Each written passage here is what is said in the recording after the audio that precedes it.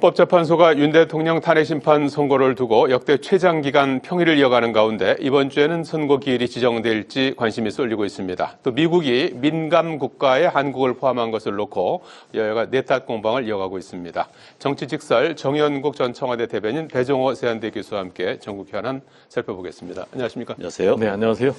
자, 새로운 한 주가 시작되면서 이번 주에 많은 국민들께서 관심 갖고 있는 부분은 역시 탄핵 심판 선고가 이번 주에 나오는 것인가 하는 부분일 것 같아요.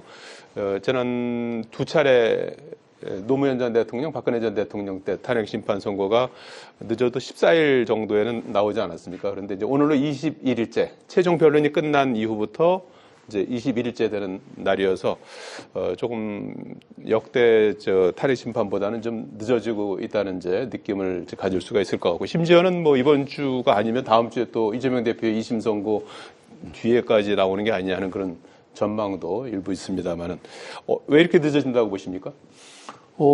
일단 첫 번째로는 네. 헌법재판관 8명 사이에 이견이 있는 것이 아닌가 이렇게 생각이 될 수밖에 없습니다. 네.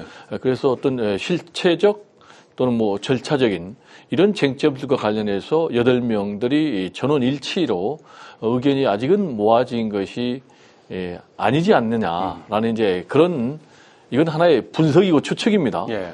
그런 이제 분석이 가능하고요. 두 번째로는 역시 이제 최대한 신중하게 내부 의견을 조율하는 그런 모습이 필요하다라고 판단했을 것 같아요.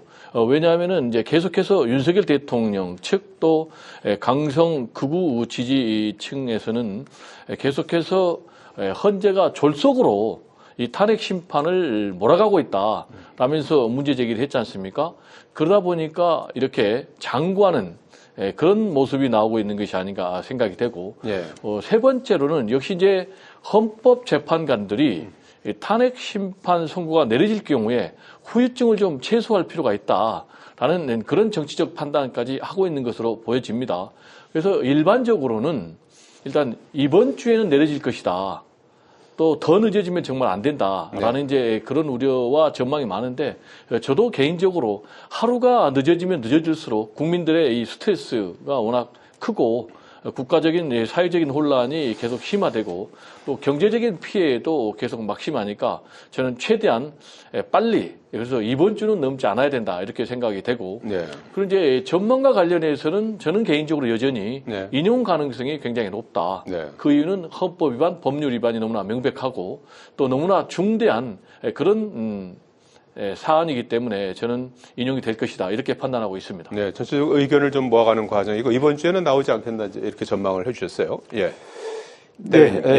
결론이 나지 않는다는 얘기는 재판관들 간에 의견이 서로 일치하지 않는다는 얘기겠죠. 제가 생각하기에는 아마도 전원 일치를 생각하지 않나 싶습니다. 그래야만 지금 일고 있는 사회적 갈등을 어느 정도 해소시킬 수 있는 부분이 있기 때문에 그렇고, 또 하나는 지난번 이제 최재 감사원장의 선고도 8대0으로 나오지 않았습니까? 대체로 그런 형태로 가지 않을까 싶은데, 무엇보다 이제 헌법재판관들 개인적인 입장에서 봤을 때도 굉장히 부담스러운 건 사실입니다. 왜냐하면은 이게 판결문에 헌법재판관들의 의견이 모두 담겨야 됩니다. 노출이 돼야 됩니다. 기술이 되게 돼 있거든요. 그렇기 때문에 물론 재판정에서 선고일 날은 요약문을 읽습니다만은 판결문에는 헌법재판관 개개인의 의견들이 다 담기기 때문에 본인 개개인의 부담을 가질 수밖에 없을 것입니다. 그렇다 그러면은 지금 일고 있는 쟁점들, 말하자면은 국회 탄핵소추에서의 그 내란죄 철회 부분이라든가, 그리고 검찰의 진술을 증거로 채택하는 부분이라든가, 이런 부분에 대한 논란이 해소되지 않고 항상 국민들의 지금 의구심을 사고 있는 부분이지 않습니까? 이런 부분에 대해서 철저하게 그 하나하나에 대해서 국민들이 이해할 수 있는, 국민들을 설득할 수 있을 정도의 판결문이 돼야 되는 것입니다. 그렇지 않으면은 지금 이렇게 첨예하고 대립하고 있는 국민 갈등이 해소될 수가 없단 말이죠. 그렇다 그러면은 아마도 헌법재판관 스스로가 다 이거는 시간이 좀 걸리더라도 쟁점 하나하나에 대해서 서로가 다 이해하고 국민들을 설득할 수 있는 수준까지 가야 된다. 그런 차원에서 보면은 평의를 계속할 수밖에 없다. 그렇다면은 뭐 지금까지 아직까지 결론이 나지 않았다고 봐야 되는 것이고, 이번 주말쯤에 얘기를 많이 하는데 경우에 따라서는 예. 이재명 대표의 선거일 26일이지 않습니까? 예. 26일 전후로 될 수가 있겠다. 다음 주로. 예. 그것도 이제 국민들 갈등 때문에 예. 그런 부분이 약간 고려가 되지 않을까 하는 생각도 해보게 됩니다. 예. 제가 좀 첨언을 하면요. 예. 이번 주에 만약에 헌법재판소 탄핵심판 선고가 내려지지 않는다면 상당히 좀 장기화될 가능성도 배제할 수가 없다. 오히려. 예. 그 이유는 만약에 헌법재판관들 지금 현재 8인 체제 아닙니까? 예. 그래서 찬반이 5대 3으로 나뉜다면 마은혁 헌법재판관 후보자가 임명이 돼서 이 탄핵 심판에 참여할 경우에는 이게 기각이냐 인용이냐가 바뀌게 되거든요. 네. 이게 결정이. 그래서 마은혁 헌법재판관 후보자가 합류한 것을 기다려야 되는 거예요. 그렇게 되면 이제 상당 부분 시간이 걸릴 수밖에 없다라는 네. 이제 그런 전망도 빼놓을 수가 없고, 다만 이번 주에 이제 탄핵 심판 선고가 내려진다면 제가 아까 인용이 될 것이다라고 했는데, 인용이 된다면은 이 세 가지 경우가 있지 않습니까? 네. 6대2 또는 뭐 7대1 네. 또는 8대0. 네. 근데 저는 개인적으로 아까 말씀하셨지만 이번에 뭐 최재희 감사원장 또 검사들 탄핵 심판과 관련해서 8명이 전원일치로 판단을 내렸기 때문에 그런 결론을 내리지 않을까, 또 그런 결론을 내리는 것이 현재 우리의 사회적 갈등을 최소화하는 데 도움이 되지 않나, 이런 생각이 좀 듭니다. 예. 민주당 쪽에서 마은혁 재판관 임명을 계속 얘기하는데, 제가 생각하기에는 마은혁 재판관 임명을 해야 된다 그러면 국민의힘 쪽에서는 말이죠. 지금 4월 18일로 임기가 끝나는 재판관 2명 있지 않습니까? 그렇습니다. 문영준 문 재판관하고 문영배 이미선 재판관. 예. 네. 이 두 분이 후임이 있어야 될 거 아닙니까? 예. 지금 정상적인 상황이라면 이 두 분의 후임이 지금 지명이 됐어야 됩니다. 예. 그래야 지금 이달 내에 청문회를 하고 인사청문회를 그렇죠. 하고 임명을 해야 될 것 아니겠습니까? 예. 그런데 지금 안 하고 있지 않습니까?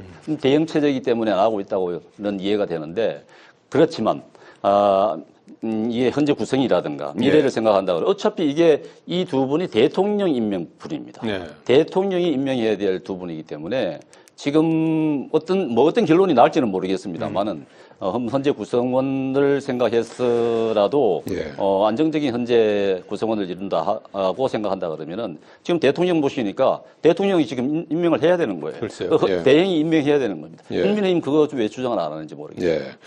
어쨌든 뭐 이번 주가 뭐 상당히 이제 분수령이 될 것 같고, 또 하나 이제 주목되는 부분이 지금 그 정치권에서 나오는 승복 메시지와 관련해서 이제 여야의 또 진정성을 문제 삼으면서 서로 날카롭게 맞서고 있는 상황 아니겠습니까? 지난번 2017년 박근혜 전 대통령 같은 경우에는 여야 사당이 승복 메시지를 이제 합의로 냈어요. 그런데 이번에는 이제 약간 좀 제각각 나오는 것 같아요. 어제 이제 국민의힘 같은 경우에는 당의 입장이 이제 승복하는 것이다, 이런 입장을 냈고, 이재명 대표도 또 방송을 통해서 뭐 승복하지 않을 수가 없지 않느냐, 이제 이런 입장을 냈는데, 아직까지 이제 뭐 합의로 같이 이렇게 뭐 내는 형태는 없었고, 또 야당에서는 아니 승복 메시지는 이제 윤석열 대통령이 메시지를 내면 되는 거 아니냐, 이제 이런 주장도 하더라고요. 이와 관련해서 어떤 입장이십니까? 저는 개인적으로 당연히 이 승복 메시지가 나와야 된다, 네.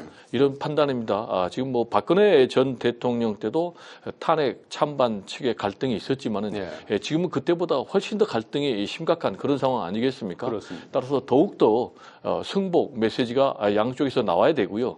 그럼 이제 승복 메시지는 역시 이제 관련 당사자들이 나와야 되는데, 이 관련 당사자들이라면 저는 이제 두 부류가 있다 봅니다.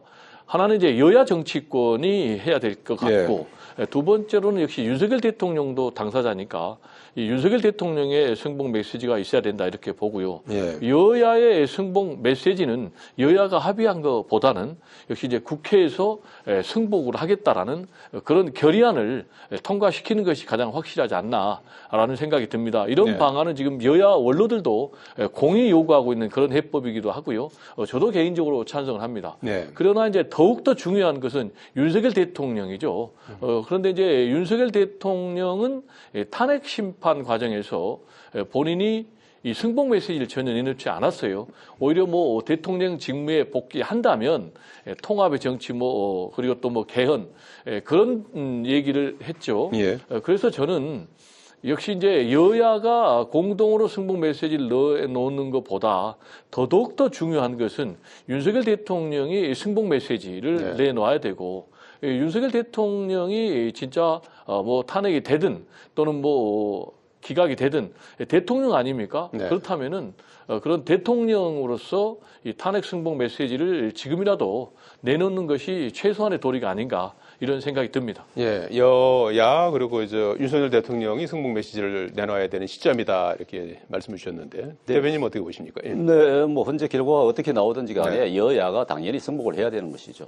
그것은 뭐 두말할 것도 없고, 뭐 권성동 원내대표 같은 경우는 국민의힘에서는 이게 승복이 당의 당론이라고 얘기까지 하지 않았습니까? 네. 그렇지만은 민주당이 오히려 더 이런 부분에 대해서 얘기를 하지 않고 있어요. 이재명 대표 같은 경우는 이제 뭐 유튜브에 나와가지고 질문을 받고 당연히 승복해야 된다고 네. 이렇게 답변을 했는데 공식적인 답변은 없는 것이죠.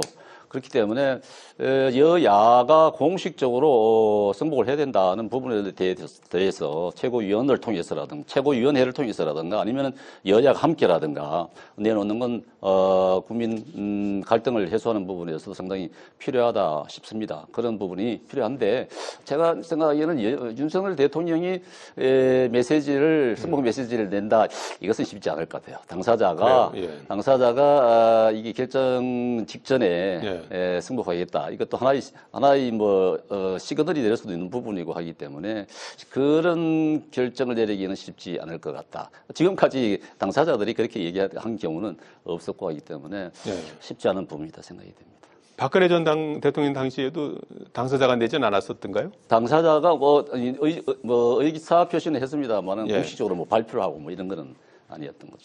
이제 사실관계니까 좀 바로 잡아야 될 것 같은 게 승복과 관련해서 민주당이 더 메시지를 내놓지 않고 있다 이렇게 얘기하고 있는데 그건 전혀 아니죠.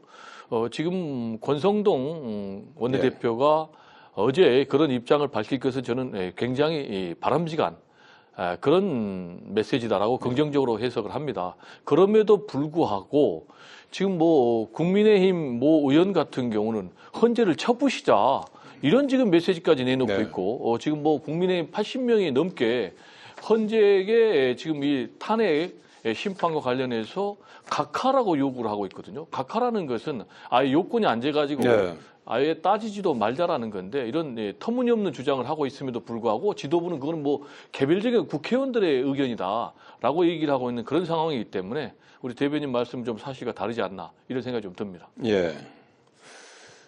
네. 거기에 대해서 좀 하시겠습니까? 아니 민주당의 공식적인 답변이 승복 메시지에 대한 말씀이 없었기 때문에 그런 것인데 지금 뭐 여야뿐만 아니라 이제 국민적 갈등 있는 부분은 이제 그 결론을 도출해 나는 과정에 있어서 국민들도 직접적으로 참여해서 의견을 개진하고 하는 부분은 지금은 굉장히 어느 정도 성숙된 부분이라고 보여집니다. 충돌 없이 지금 진행되고 있는 부분 아니겠습니까? 그렇다 그러면은 결론이 나는 상태 같으면은 결론이 났다 하면은 당연히 승복을 하는 것이고 받아들여야 되는 것입니다.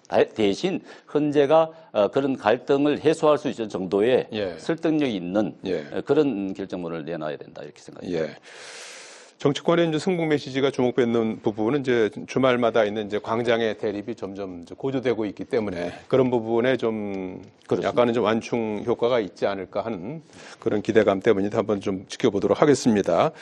자, 그리고 미국 에너지부가 민감 국가 리스트 그러니까 뭐 인공지능이라든지 무슨 원자력이라든지 이런 첨단 기술 하는데 이제 협력해야 될지 말지 이런 부분을 이제 제한하는 그런 이제 그 국가 리스트에다 우리나라를 이제 올려놓았죠. 1월에 올렸는데 뒤늦게 또 이렇게 이제 알게 돼서 정치권으로 이게 또 옮겨붙어서 내탁 공방이 지금 한창입니다. 그래서 국민의힘은 야당의 탄핵 남발, 민주당은 윤 대통령의 비상계엄 선포 그리고 핵무장론 일각에서 뭐 공식적인 입장은 아닌데 일각에서 핵무장론이 이제 제기됐던 이런 부분들이 촉발시킨 것이다. 이제 그 배경을 지목하고 있는데 미국 정부에서는 공식적으로 아직까지 설명은 해주지 않고 있어서 이런저런 이제 추측만 지금 나오고 있는 그런 상황 아니겠습니까? 여기서 정치권에서 어떤 대응이 좀 필요하다고 보십니까?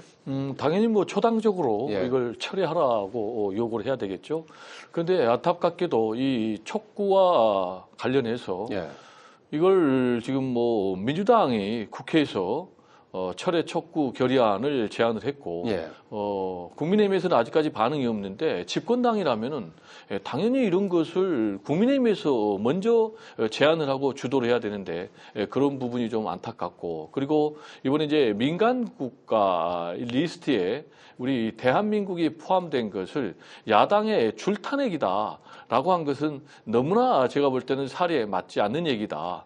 이런 얘기를 제가 드리는 이유는 이 민간 국가 지정 리스트에는 어떤 나라가 들어가냐면은 테러 지원국, 네. 예를 들면 북한 이런 나라가 들어갑니다. 또는 위험 국가 또는 뭐 기타 지정인데 대한민국은 미국과 동맹입니다. 이 동맹 국가가 이 민간 국가 이 지정 리스트에 들어간 것은 제가 알기로는 대한민국 외에 또 다른 동맹국이 있는지 네. 정말 의심스럽고요. 그리고 이 미 에너지부가 작성을 하는데 여기에 들어갈 때 판단하는 것은 핵심적으로 핵무장과 관련된 위험이 있느냐, 핵무기 개발 가능성이 있느냐라는 거거든요. 그런데 이것과 관련해서 윤석열 대통령이 2023년에 맘만 먹으면 1년 안에 핵무장 할 수 있다. 라면서 핵무장 포퓰리즘을 선동을 했거든요.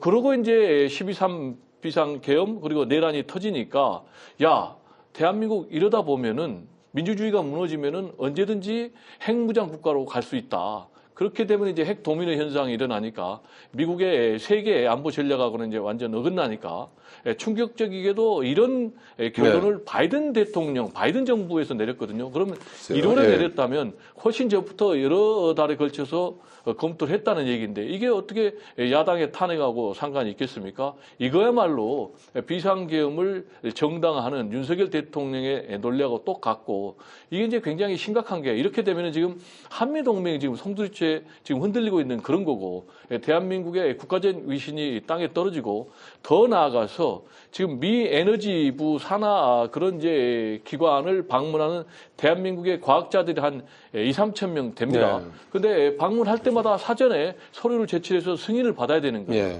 이 부분에 대해서는 집권당에서 좀 반성을 먼저 해야 되고 이게 지금 뭐 2달 동안 일어났는데도 전혀 모르고 있었지 않습니까? 그래서 수습에 초당적으로 좀 나서야 된다라는 말씀을 좀 강조하고 싶습니다. 이 발의호가 4월 15일입니다. 15일입니다. 예. 그 전에라도 좀 할 수 있는 조치들을 좀 빨리 해야 될 것 같은데 말이죠. 그렇습니다. 예. 정부가 이 사안을 모르고 있다는 데 대해서는 뭐 변명의 여지가 없는 것인데 이러한 사태가 벌어진 데 대한 책임을 민주당이 당연히 져야 되는 것입니다.